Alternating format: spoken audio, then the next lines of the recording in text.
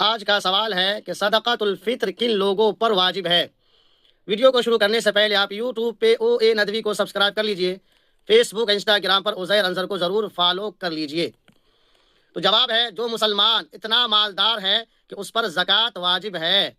یا اس پر زکوٰۃ واجب نہیں ہے، لیکن قرض اور ضروری اسباب سے زائد اتنی قیمت کا مال یا اسباب اس کی ملکیت میں موجود ہے کہ جس کی مالیت 52.5 تولے چاندی کی قیمت کے برابر یا اس سے زیادہ ہو تو اس پر عید الفطر کے دن صدقہ دینا واجب ہے،